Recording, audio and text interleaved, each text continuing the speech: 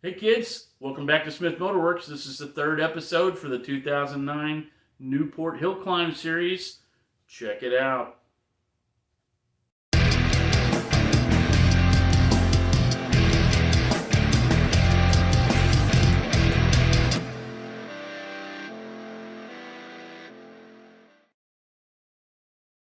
This too, um, maybe not the coolest car on the planet, but my dad's brother, my uncle, had one of these, a convertible, and the story I was told was that there was a big storm and a tree fell on the roof, convertible roof, and crushed it. And my grandmother was freaking out. Oh my gosh, look at this! This is horrible. What has happened? And my uncle just laughed because he was like, hey, car needed a new top. Now insurance is going to buy me one. So I love that story, and it made me love these cars. And this one, he's done it up right. I love the color, man. That's just, people hate green, but I don't know. I like it. It's because it's different, of course. And he's got the spider caps and the wide whites and the chrome wheels. Just looks pretty slick. I mean, lakes pipes and stuff. It's a little bit of tacked on doodads for me, but hey, I don't judge, man. I wouldn't change it. I love it. Looks like a lot of fun. Stands out. That's why I got a bunch of pictures of it. And you see in the background here, man. There's all kinds of stuff. This right here, yeah. Why did I take a picture of this? Well, I'll tell you why. If you don't know what this is a Mercury Zephyr, and it's the higher trim level. I don't remember what it was, but there was a Fairmont like this too. It had the same roof, kind of like a rip off of the old 50s Victoria with the chrome basket handle. The roof line's kind of got that. My buddy had one, and you know what they say about the cobbler's kids have no shoes. Well, he's a professional mechanic, and he didn't want to spend the time to work on the one he had. It had the base plate from the carburetor was separating from the body, and the fix for him was to fold up a sweatshirt, put it on the air cleaner, and shut the hood on top of it, pushing the carburetor down and stopping the vacuum leak. So I we drove that car all over the place, and I'm sure he wish he had it back now because Fox bodies have just turned into gold for some reason in any form, especially Mustangs. But I mean, you name it, Cougars, Fairmonts, whatever, people want them. 59 Edsel, yeah, I want that too. Of course, I want everything. I I'd really like a 58, but hey, 59 would work. This right here, I didn't notice. This is kind of funny. Um, Until I looked at his pictures the other day. This guy has, I believe he said Oldsmobile in letters all the way across the front, and he taken them all off to where it just says Olds. Now I could be wrong about that. Let me know in the comments. But I think he did one tiny little modification to this. Otherwise, to stone stock looking car. I think 58 is kind of a low point for Detroit in general, but it seems like everybody found a way to make their cars look uglier than the year before. No offense to anybody that's got a 58 now, but yeah, the only ones that didn't look bad was the Mopars, and they're just a carryover from the previous year. So 59, a different story. Whole new ball game. But this car's sharp. I really like it, especially that. I think that's kind of cool, whether it's custom or not. Which I think it is, because the pictures I've seen of them, they say Oldsmobile all the way across their front, and his just says Olds. Pretty fun. This right here, yeah, I goofed up, cut the front of it off because I don't really know what it is. I didn't try too hard to find out, but it's pretty sure this is an Australian Ute, which is kind of like their Ranchero, El Camino, Coupe Express, whatever you want to call it. Yeah, they're big on those. Love that back window, but yeah, it's got, you see like a little Australian flag there. That back window's just sharp on that. This little trucklet or car or whatever you want to call it. Here we go. Another one of my favorites. Nash Metropolitan. Definitely kind of a world car with some English parts and some Nash parts from America. Brought over here and made a little runabout for just getting away, I guess. I mean, It's not a super practical machine, I wouldn't think, but pretty cool. Looks like fun. Another view of the same thing. With my son and my dad, checking it out there. When I was in Vegas at the Coca-Cola store, and there was a elderly couple looking at one that was a display item, or not a display item, but part of a display in the Coca-Cola store. Nice looking car. Who knows whether it ran or not, but it looked like a restored car sitting in there with Coca-Cola, merchandise all around it. And old lady walks up to me and says, "Do you think they'd sell that to me?" And I'm like, "Why in the world would you ask me?" But I was like, I don't know. She's like, "Oh, I bought one brand new, and I've always wanted another one. I'm going to try to buy it." I'm like, "Wow, I guess it's nice to have that kind of money to just go, well, I want to buy your display." But I hope she got it, because that's kind of cool. She had a connection to the car, and that's what a lot of us are in the hobby for, right? Here's another one, little kind of deep red one. I love the little door detail here. That's probably my favorite part of the whole car.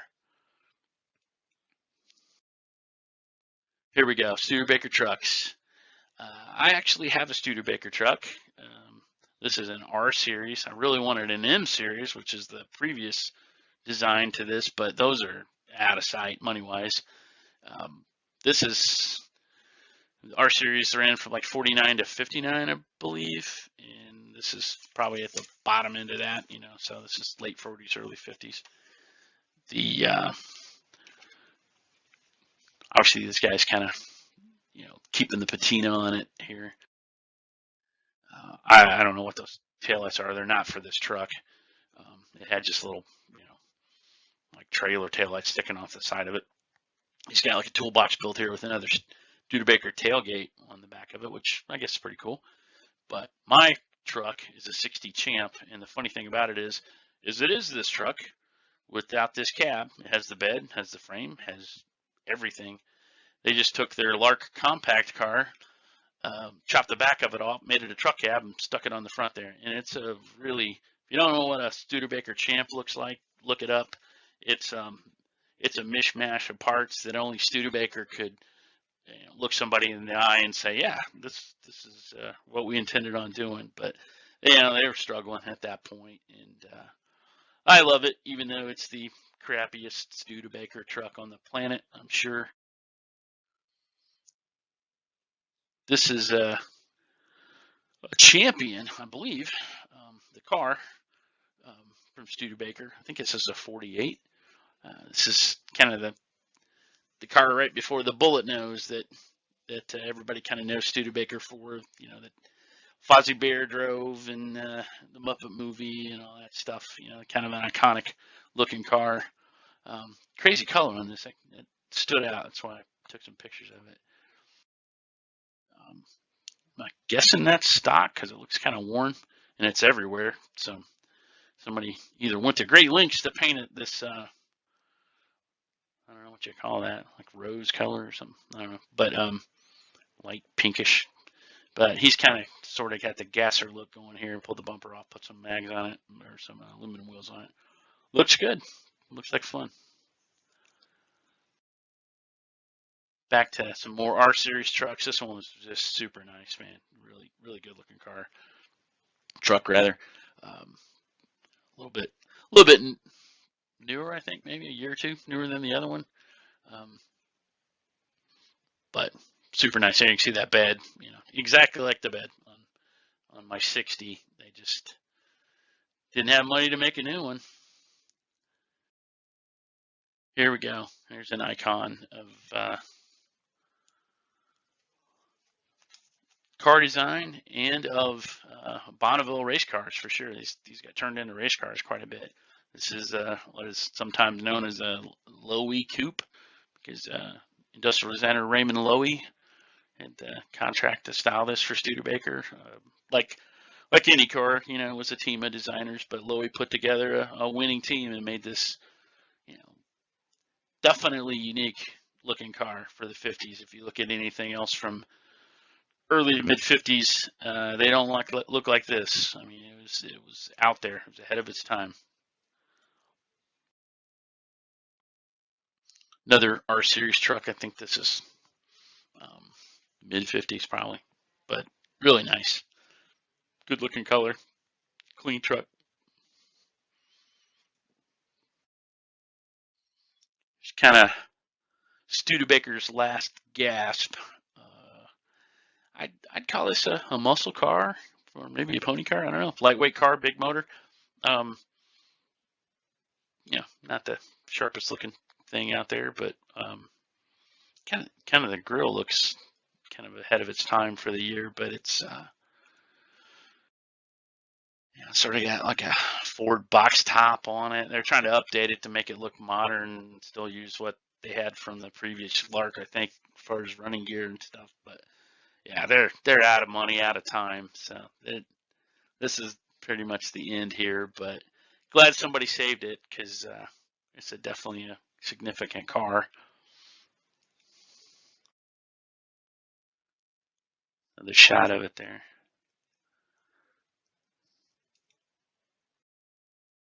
Here we go. This is near perfect to me. These are just beautiful. And these grills get ripped off, or not ripped off, but used in a lot of lead sleds. The whole car just looks great. I mean, I don't think you need to do anything to it. It's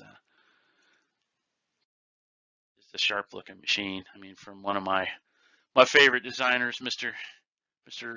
Virgil Exner, definitely knew how to make a good looking car.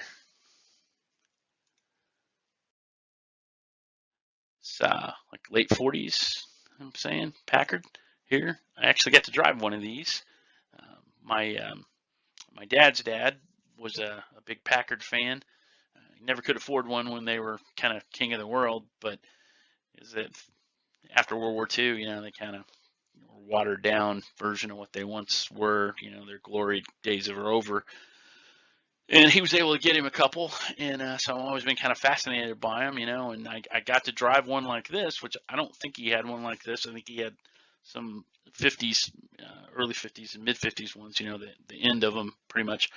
But that was fun, man. That was a great experience. I'll tell you what, that straight 8, it sounds like nothing else. It sounds like an airplane. And it would pull in any gear like a locomotive. It was amazing, the amount of torque this thing had. You did not have to downshift ever. You just kind of pushed on the pedal a little harder and it would go. So it was impressive. A car that's 70 years old, easily able to keep up with traffic. No problem. It wasn't working hard at all. But maybe one day we'll get one. Silver Streak Pontiac there. Cool looking color. Like that. Got a Jeep here, kind of somebody's giving it sort of the military treatment, but you can see the Willys, or Willys if you must, stamped into the hood side there. Much nicer one here. My buddy, the guy with the sweatshirt story, the Zephyr that we talked about earlier, he had almost this exact vehicle. He had same color combo. This one's been updated a little bit. Got some different tires on it. His still had the little skinny, narrow tires. Pretty simple but cool truck or vehicle, whatever you want to call it. It's amazing to look at these and see how small they are. I mean, look at this Model T next to it. I mean, they're about the same size. You look at a new Jeep and it's huge, So they kind of moved away from their original